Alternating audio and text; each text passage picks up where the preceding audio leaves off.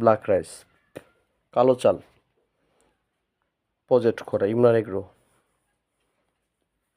যে দান 20 দানা আনা বগুড়া থেকে।